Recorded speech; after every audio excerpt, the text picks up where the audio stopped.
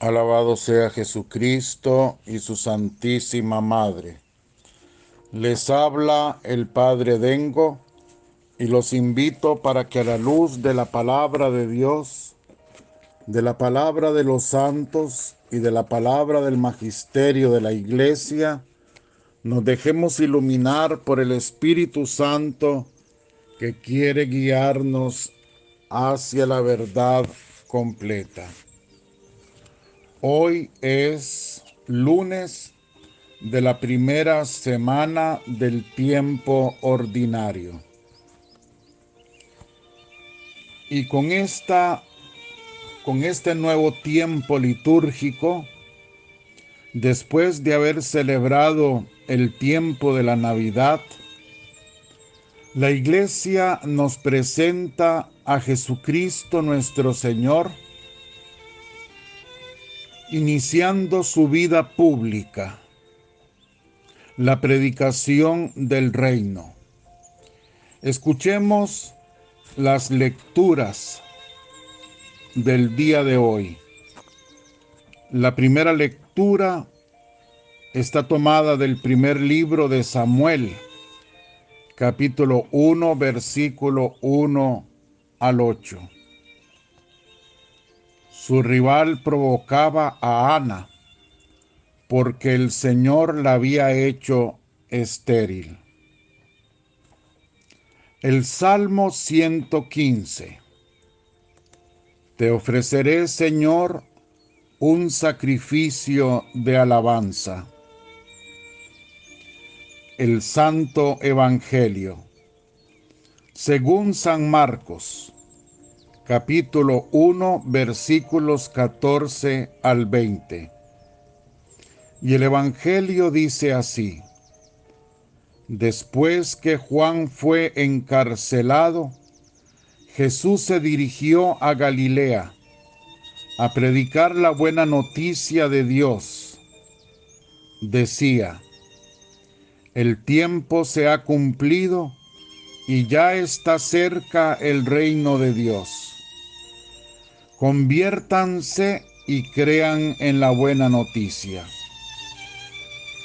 Iba Jesús caminando por la orilla del lago de Galilea cuando vio a Simón y Andrés.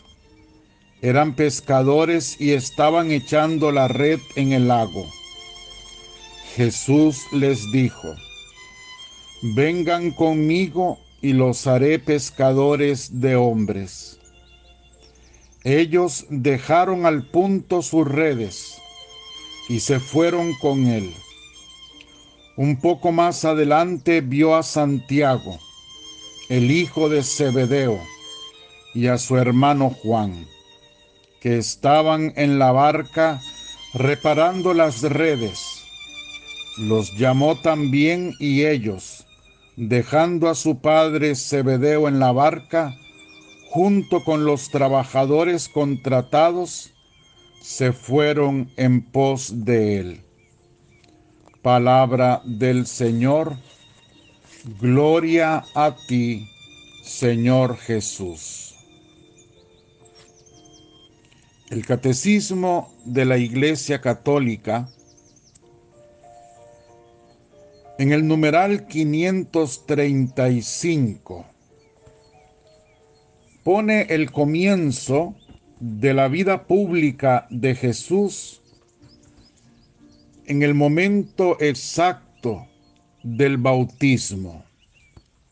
Dice así: el comienzo de la vida pública de Jesús es su bautismo por Juan en el Jordán. Juan proclamaba un bautismo de conversión para el perdón de los pecados. Lucas 3:3. Una multitud de pecadores, publicanos y soldados, fariseos y saduceos y prostitutas, viene a hacerse bautizar por él. Entonces aparece Jesús. El bautista duda. Jesús insiste y recibe el bautismo. Entonces el Espíritu Santo en forma de paloma viene sobre Jesús, y la voz del cielo proclama que Él es mi Hijo amado. Mateo 3, 13, 17. Es la manifestación, epifanía, de Jesús como Mesías de Israel e Hijo de Dios. La vida pública comienza, según el Catecismo, en el numeral 535, con el bautismo de Juan. Un bautismo que no es el bautismo cristiano. Es un rito judío. Publicanos, fariseos, soldados, saduceos, prostitutas se hacen bautizar por Juan. Entonces aparece Jesús. Recordemos, como lo dice el Catecismo, que Juan duda en bautizar a Jesús.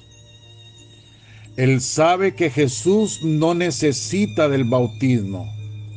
El bautismo judío, el bautismo de Juan, es un bautismo para gente adulta, para pecadores, personas que han transgredido la ley de Moisés. Jesús no ha pecado, no puede pecar.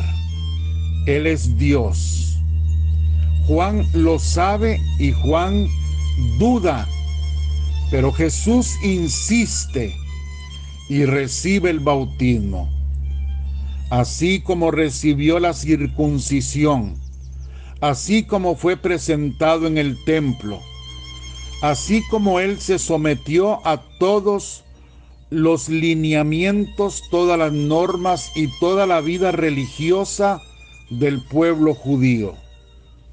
Él, como hombre, era judío, nació en el pueblo judío. Pero dice que al instante en que Jesús recibe el bautismo, mientras él oraba, el Espíritu Santo en forma de paloma lo unge. Y con esta unción, una voz desde el cielo lo manifiesta como Mesías de Israel e Hijo de Dios para todos los pueblos. Nosotros no nos bautizamos a los 30 años. El bautismo nuestro, según la Iglesia, debería ser inmediatamente que el niño o la niña nazca. Porque el bautismo cristiano es otra cosa totalmente distinta al bautismo judío. Si bien es cierto, por el bautismo cristiano se nos borra el pecado original, el bautismo sobre todo nos hace partícipes de los misterios de Cristo. Al hacernos partícipes de los misterios de Cristo, nos hacemos hijos de Dios, hijos en el Hijo. Y no hay que esperar a tener 30 años para ser hijo de Dios. Tampoco para que la persona tenga uso de razón para decidir si quiere ser hijo de Dios o no. Solamente por el hecho de haber sido creados por Dios, pensados por Dios, solamente por el hecho de ser humanos, estamos llamados a ser hijos de Dios. En su divina voluntad, Dios quiere ser nuestro Padre. Y eso no depende de la voluntad de la persona, ni pensarlo. Qué arrogancia, qué soberbia sería esto, que una persona decida si quieres ser hijo de Dios o no. En el numeral 536, el bautismo de Jesús es por su parte la aceptación y la inauguración de su misión de siervo doliente. Oigan, oigan, oigan. Se deja contar entre los pecadores sin cometer pecado alguno. Ahí está, sumergido en el río Jordán, lavándose el pecado que no tiene. Un acto de profunda humildad. Se deja contar entre el grupo de los pecadores.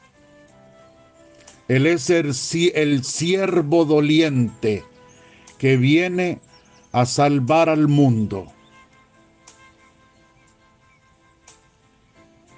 Es ya el Cordero de Dios que quita el pecado del mundo. Juan 1:29. Anticipa ya el bautismo de su muerte sangrienta. Su bautismo, el bautismo de su muerte sangrienta, del cual nosotros seremos partícipes en nuestro bautismo cristiano.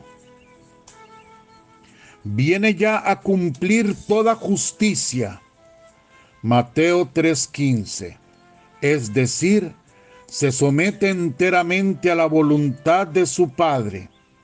Por amor acepta el bautismo de muerte para la remisión de nuestros pecados. A esta aceptación responde la voz del Padre que pone toda su complacencia en su Hijo. El Espíritu que Jesús posee en plenitud desde su concepción viene a posarse sobre él. De él manará este Espíritu para toda la humanidad. En su bautismo se abrieron los cielos, Mateo 3:16, que el pecado de Adán había cerrado, y las aguas fueron santificadas por el descenso de Jesús y del Espíritu como preludio de una nueva creación. Vean ustedes, como decíamos ayer, el bautismo es la síntesis, es el compendio de la Navidad. En el bautismo encontramos toda la obra de redención de Cristo que culmina en el Calvario con su muerte y su resurrección. En el bautismo se abrieron las puertas del cielo, puertas que habían sido cerradas por el pecado de Adán. Con el bautismo de Jesús fueron santificadas las aguas, y el descenso de Jesús y del Espíritu Santo es signo de la nueva creación del cielo que Cristo mismo nos ha prometido. En el 537, por el bautismo el cristiano se asimila sacramentalmente a Jesús, que anticipa en su bautismo su muerte y su resurrección. Debe entrar en este misterio de rebajamiento humilde y de arrepentimiento. Descender al agua con Jesús para subir con Él. Renacer del agua y del Espíritu para convertirse en el Hijo, en Hijo amado del Padre y vivir una vida nueva. Romanos 6:4.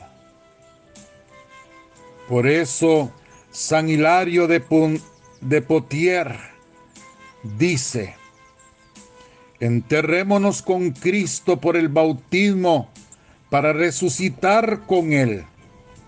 Descendamos con Él para ser ascendidos con Él. Ascendamos con Él para ser glorificados con Él. Todo lo que aconteció en Cristo nos enseña que después del baño de agua, el Espíritu Santo desciende sobre nosotros desde lo alto del cielo y que, adoptados por la voz del Padre, llegamos a ser hijos de Dios. Por el bautismo. El bautismo de Jesucristo, no el de Juan. Juan bien lo había dicho: yo los bautizo con agua, pero viene otro más poderoso que yo, al que yo no soy digno de desatarle las correas de las sandalias. Él los bautizará con agua y fuego, con el Espíritu Santo. Por el bautismo, nuestro bautismo, el cristiano se asimila, dice el catecismo, sacramentalmente a Jesús, que en su bautismo judío anticipó su muerte y su resurrección. Nosotros, cuando fuimos bautizados,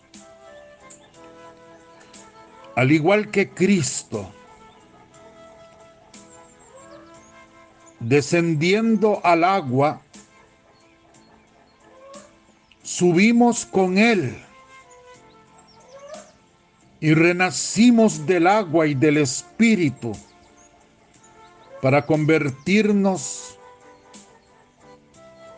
en hijos de Dios. Cuando habla aquí, voy a hacer este pequeño paréntesis de abajarse al agua, de bajarse. Tenemos que pensar en que Jesús bajó al agua en el río, ¿de acuerdo? Entonces siempre se dice a bajarse al agua. Esto no significa que tenemos que bajarnos, que meternos en un río. El signo es el agua, no tanto si significa o si consiste en el agua de un río o el agua en un cántaro. En todo caso, en muchas iglesias se han hecho bautisterios en donde hay que bajar una grada, o hay también bautisterios que son pilas donde el niño lo sumergen, o a la persona adulta que se bautiza la sumergen en el agua. Entonces ahí sí se nota más el signo del abajamiento, se sumerge. Pero repito, en la iglesia, para la iglesia, ese no es el signo esencial. El signo del sacramento es el agua, no que haya que recibir esa agua sumergiéndose.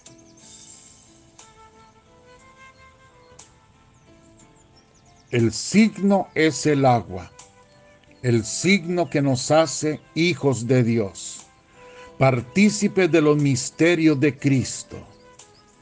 Y con el bautismo a nosotros se nos abren las puertas del paraíso, las puertas del cielo, porque Cristo, con su muerte y con su resurrección, o sea, con su bautismo de sangre, nos abrió las puertas de la salvación del cielo. En el texto del Evangelio de hoy que acabamos de leer, se dice que Cristo se da cuenta que el tiempo se cumplió y que ya está cerca el reino de Dios.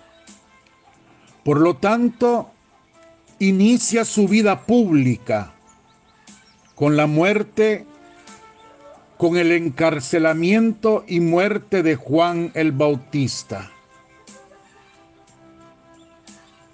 Juan el Bautista participa del bautismo de Cristo por la sangre. Es un bautismo de sangre lo que él recibe, dando su propia cabeza por Cristo. Cristo, ante este acontecimiento doloroso, trágico para Juan y para él, dice: ya se ha cumplido el tiempo. Es hora de iniciar mi vida pública. Es hora de que se conviertan todos, de anunciar la buena noticia del Evangelio y de que todos crean en el Evangelio. El reino de Dios está cerca. Y por eso se va a llamar a los primeros discípulos. Vengan conmigo, les dice, y los haré pescadores de hombres. Jesús comienza su misión en Galilea. Jesús manifiesta que lo que él podría hacer solo, no quiere hacerlo solo. Como nunca Dios ha querido hacer las cosas de su reino solo. Desde el primer momento de la creación del mundo, cuando Dios quiere que sus hijos sean una realidad en el tiempo, en el espacio, que nazcan en el paraíso que Él ha creado, entonces crea a Adán y a Eva y les dice: multiplíquense, después de haberlos bendecido.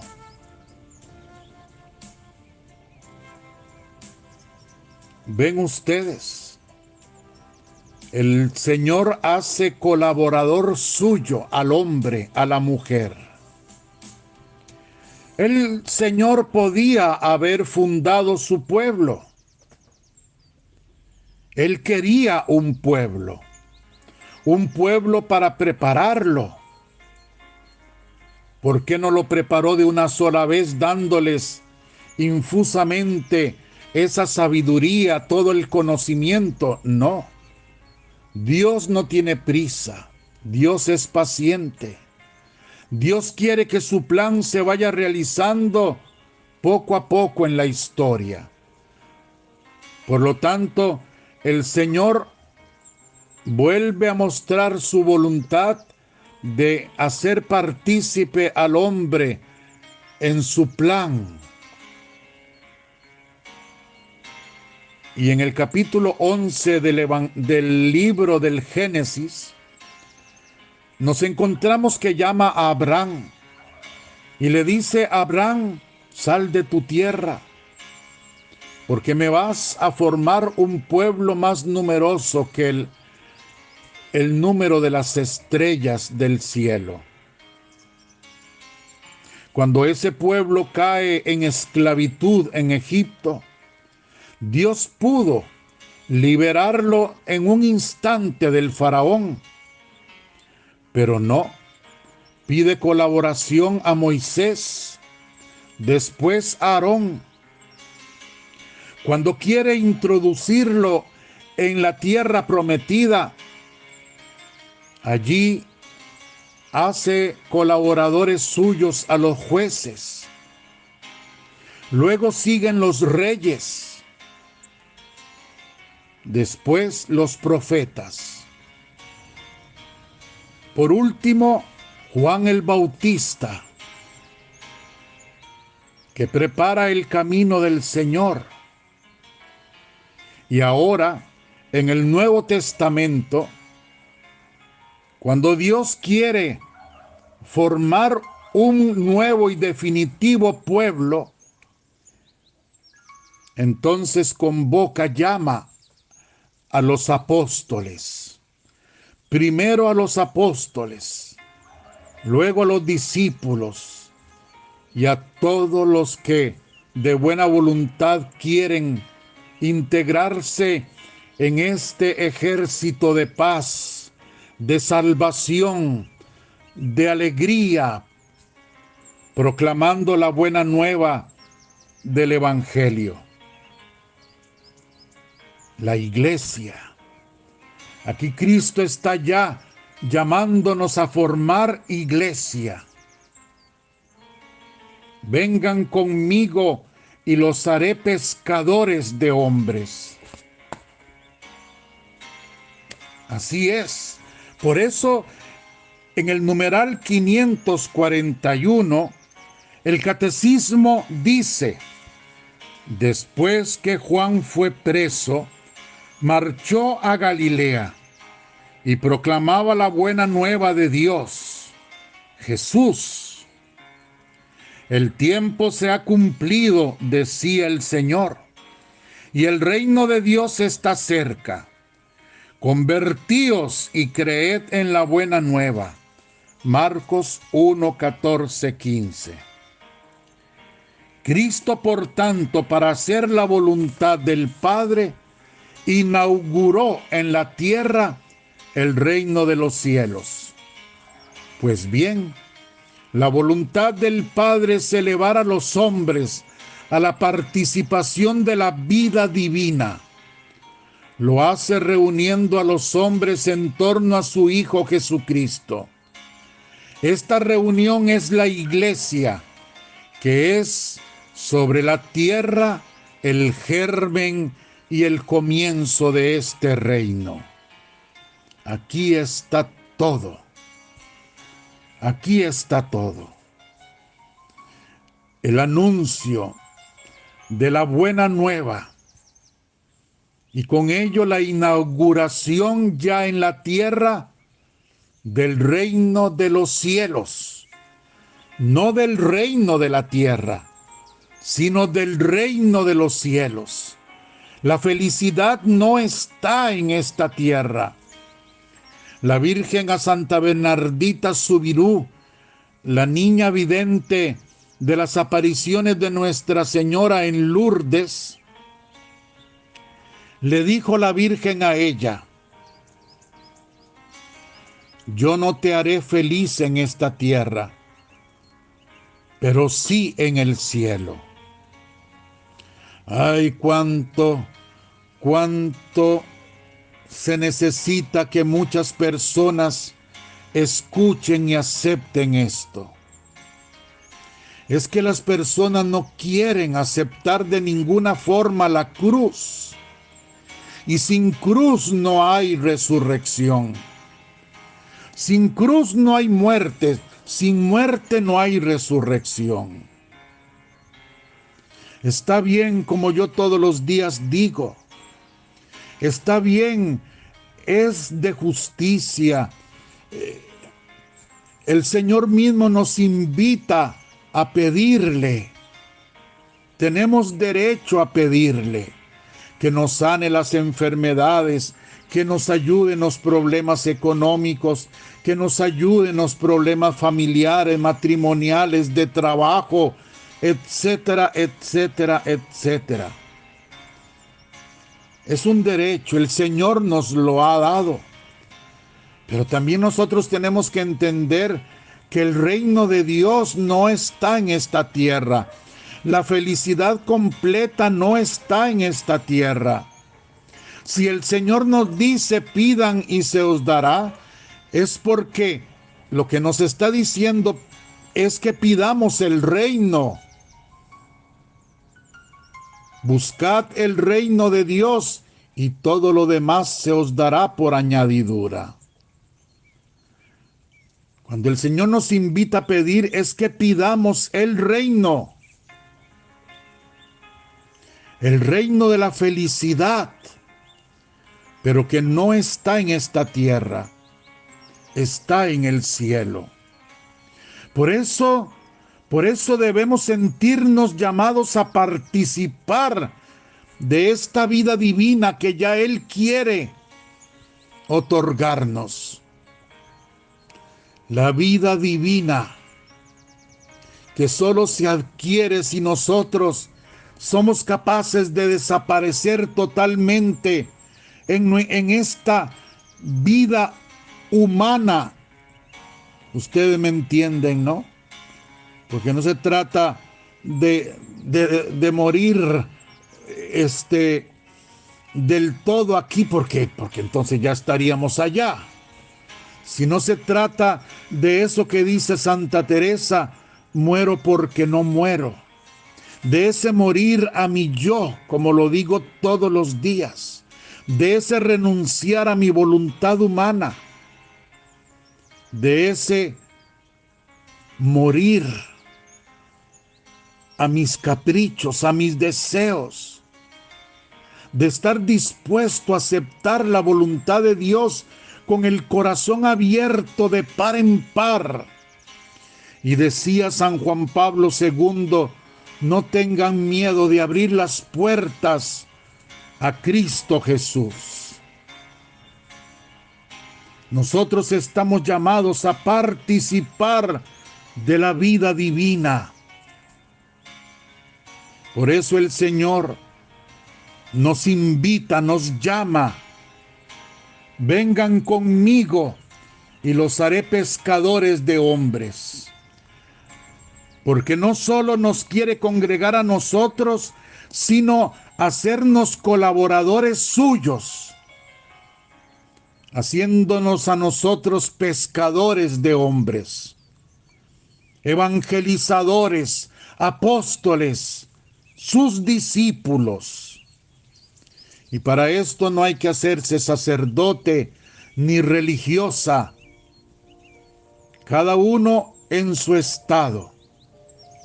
El que es soltero como soltero, el que es padre, madre, hijo, casado, lo que sea. Cada uno en su estado.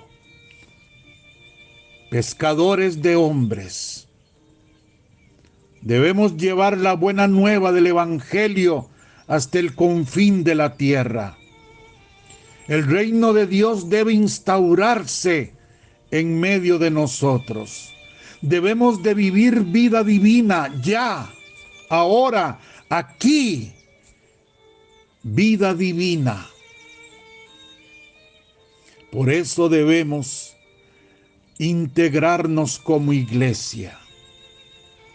Que yo creo en Dios, que yo sigo a Dios, que yo creo en Jesucristo, pero yo no me congrego. Se lo respeto. Pero eso no es bíblico. Eso no está contemplado en la Biblia. Nunca, nunca. Desde el libro del Génesis, Dios dice, no está bien que el hombre esté solo. Después, en el libro del Génesis, y lo acabo de decir, Dios envía a Abraham a formar un pueblo, porque Él nos quiere como pueblo. Y todo el Antiguo Testamento radica en la historia de salvación de ese pueblo.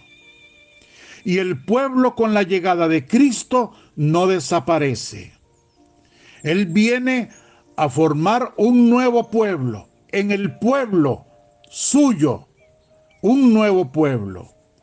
Lastimosamente, muchos de ese pueblo no lo aceptaron y los judíos siguieron por aparte.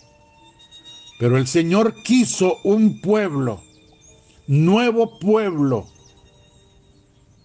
sobre la piedra, digamos así, del pueblo judío. El Señor nunca pensó en seres individuales que lo siguieran. El Señor siempre pensó en una reunión, en la reunión que es la iglesia, que es el germen y comienzo del reino de los cielos.